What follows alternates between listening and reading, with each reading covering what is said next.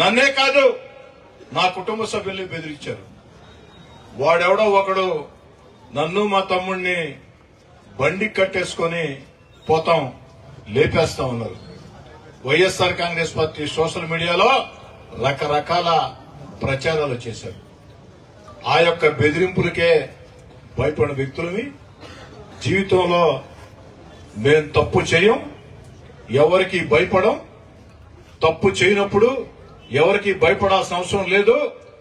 అవసరమైతే ఎవరితోనైనా ఎందాకైనా ప్రజా జీవితంలో ఉన్న వేళ ప్రజల కోసం, నా వెంట నడిచే నాయకుల కార్యకర్తల కోసం ఎవరితోనైనా ఎందాకనైనా కొండలనైనా బండలనైనా ఎదుర్కొనే తత్వం. దాన్ని వైఎస్ఆర్ కాంగ్రెస్ పార్టీ నేతలు, వైఎస్ఆర్ కాంగ్రెస్ పార్టీ అధినేత వైఎస్ జగన్ గారి దగ్గర నుంచి వైఎస్ఆర్ కాంగ్రెస్ పార్టీ నేతలు, YSR Congress party media, YSR Congress party social media గుర్తుంచుకుంటే మంచిది. సవాల్ విసురుతున్న వైఎస్ఆర్ కాంగ్రెస్ పార్టీ మీడియాకి, సోషల్ మీడియాకి ఎన్ని రాతలు రాస్తారో రాసుకోండి నా మీద, ఎన్ని వీడియోలు పెడతారో పెట్టుకోండి నా మీద. కానీ ప్రజా ఉద్యమాలతో బండబారిన గుండె నాది. పోరాటాల్లో తుపాకులకి కత్తులకి వెన్ను చూపని శక్తి నాకుంది. ఆ మనోధైర్యం దేవుడు నాకు ఇచ్చాడు. నెల్లూరు రూరల్ ప్రజలు నాకు ఇచ్చారు. నా వెంట నడిచే నాయకులు, కార్యకర్తలు నాకు ఇచ్చారు. నేను అధికారంలో ఉన్నా, అధికారంలో లేకున్నా కోటంరెడ్డి శ్రీధర్ రెడ్డి మా కుటుంబ సభ్యుడు అని నా వెంట నడిచినటువంటి వేలాది మంది కార్యకర్తల్లో నా మీద విశ్వాసం ఉన్నంత కాలం ఖచ్చితంగా ప్రజా జీవితంలో కొనసాగుతాం. ఈరోజు రాష్ట్రంలో గత వైఎస్ఆర్ కాంగ్రెస్ పార్టీ విధానాలతో ఆర్థికంగా దివాలా తీసిన రాష్ట్రంలో చంద్రబాబు నాయుడు గారు ముఖ్యమంత్రిగా తన సమర్థ పరిపాలనతో సంక్షేమాన్ని కొనసాగిస్తూ అభివృద్ధి కార్యక్రమాలు వేగవంతం చేస్తూ ఎన్నికల్లో ఇచ్చిన హామీల్ని ఒక్కొక్కటి నెరవేర్చుకుంటూ వస్తూ పోలవరం, అమరావతిని పరుగులు పెట్టిస్తూ ఆంధ్రప్రదేశ్ ని అగ్రగామిలో నడిపిస్తూ మన బిడ్డల ఉద్యోగాల కోసం పారిశ్రామిక పెట్టుబడులని ఆకర్షిస్తూ సమాజంలో బాధ్యత పెంచేదానికి P4 బంగారు కుటుంబాలని తీర్చిదిద్దే కార్యక్రమాలు చేస్తున్న చంద్రబాబు నాయుడు గారిని చూసి మీకు ఒక అక్కసు, ఒక బాధ, ఓర్వలేనితనం, దీంతో మీ ఇష్టారీతిగా ప్రవర్తిస్తున్నారు. నేను పోలీస్ శాఖను కోరేది ఒకటే, ఎవరు నన్ను చంపితే ఆ కోట్ల డబ్బు ఇస్తామన్నది ఎవరు? డబ్బే డబ్బు అన్నారు. ఆ డబ్బు ఎవరిస్తామని చెప్పారు? దయచేసి దాన్ని తేల్చండి. తేల్చాల్సిన బాధ్యత పోలీస్ యంత్రాంగం మీద ఉంది. అయితే ఇలాంటి బుడ్డ బెదిరింపుల్ని నేను కాదు కదా, నా మనవడు, నా మనవరాలు కూడా లెక్క చేయరు. వైఎస్ఆర్ కాంగ్రెస్ పార్టీ నేతలారా, వైఎస్ఆర్ కాంగ్రెస్ పార్టీ నేతలారా,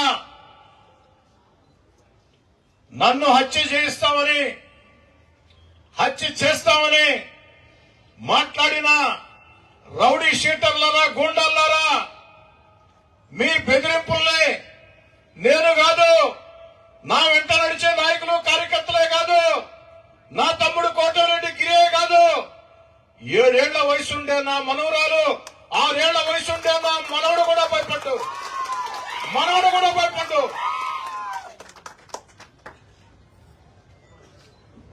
ఎవరు జీవితకాలం బతకరు, అంటే భూమి ఉన్నంతకాలం ప్రతి మనిషికి ఏదో ఒక రోజు మరణం వస్తుంది. కానీ భయపడుతూ బతికి అలవాటు మా దగ్గర లేదు. నా దగ్గరే కాదు, నా వెంట నడిచే నాయకుల, కార్యకర్తల వద్ద కూడా భయం అన్న పదం మాకు తెలియదు.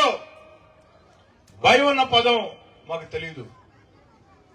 కాబట్టి ఇలాంటి బుడ్డ బెదిరింపుల్ని లెక్క చేసే వ్యక్తిని కాదు అని చెప్పని తెలియచేస్తూ, నా చివరి శ్వాస ఉన్నంత వరకు, ఓపిక ఉన్నంత వరకు, ఊపిరి ఉన్నంత వరకు ప్రజా జీవితంలో కొనసాగుతాం, ప్రజల మధ్యలో ఉంటాం.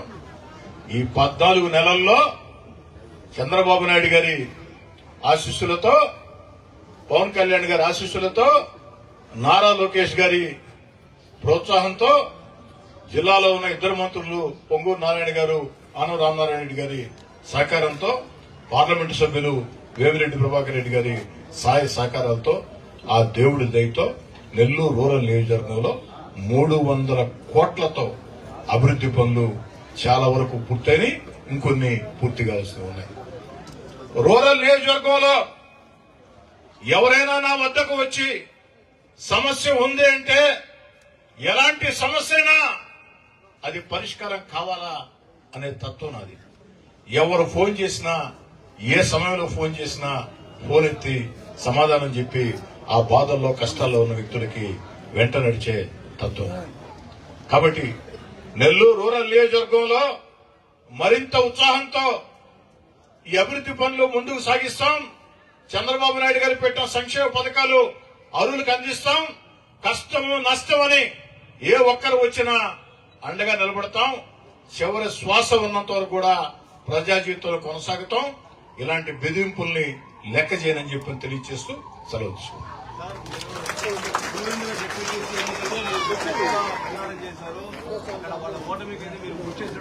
ఒంటిబెట్ట అక్కడ వైసీపీ ఓడిపోవడానికి మీరు కూడా ప్రధానమైన కారణం కాబట్టి అందులో భాగంగా జరిగిందని. ఒంటిబెట్టలో ఓ తెలుగుదేశం పార్టీ కార్యకర్తగా ఓ 3 రోజుల పాటు నా ప్రచారం ఇచ్చేశారు. మీకు అందరూ కూడా తెలుసు.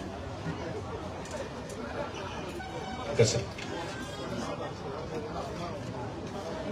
సాధారణంగా బాలకృష్ణ గారు, మీరు ప్రజాశక్తి, వృత్తిపరంగా మీకు పోటీ ఎవరితో ఉంటుందో, మీకేదైనా నష్టం జరిగితే వేళ్లు ఆ వైపే చూపిస్తాయి. మరి తెలుగుదేశం పార్టీ కూటమి శాసనసభ్యుడిగా నేనున్న వేళ వైఎస్ఆర్ కాంగ్రెస్ పార్టీతో నాకు తీవ్రంగా విభేదాలు ఉన్న వేళ, మరీ ముఖ్యంగా ఇటీవల కాలంలో YSR Congress party social media నా మీద విషం గక్కుతున్న వేళ, వైఎస్ఆర్ కాంగ్రెస్ పార్టీ పత్రిక, టీవీ నా మీద విషం చిమ్ముతున్న వేళ అనుమానం ఎవరి మీద వస్తుంది సాధారణంగా. కానీ ఇవన్నీ కూడా పోలీసు విచారణలో తేలాలి. అయితే నేను ఒక్కటి చెప్పదలుచుకున్నా, వైఎస్ఆర్ కాంగ్రెస్ పార్టీ నేతలారా, మీకు చెప్తున్నా, ప్రజలకు కూడా తెలియాలని చెప్తున్నా, 14 నెలలైంది నేను 3వ ఎమ్మెల్యే ఎన్నికై. ఏ ఒక్కరినైనా నేను ఇబ్బంది పెట్టాను? ఏ ఒక్కరికైనా నేను నష్టం చేశాను? ఏ ఒక్కరిని ఇబ్బంది పెట్టాల? ఏ ఒక్కరికి నష్టం చేయాల?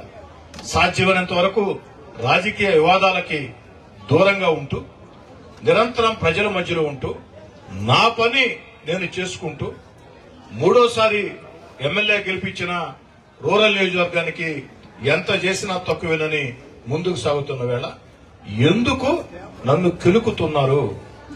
ఆ కిలుకుడు కాస్త ఎక్కువయ్యి ఈరోజు దుర్మార్గంగా నేను మాట్లాడక ముందే మీరెందుకు భుజాలు తోడుకుంటున్నారు? గుమ్మడికాయలు దొంగంటే భుజాలు తోడుకున్నట్టు మీరెందుకు భుజాలు తోడుకుంటున్నారు? కాబట్టి సగటు మనిషి ఆలోచనల ప్రకారం మీరు అడిగినట్టు అనుమానం ఎవరి మీద ఉంటుంది? అనుమానం. కానీ ఇవన్నీ కూడా పోలీసు విచారణలో తేలాలా, పోలీసు విచారణలో నిర్ధారణ అవుతాయి అన్న సంపూర్ణ విశ్వాసం కూడా నాకుంది.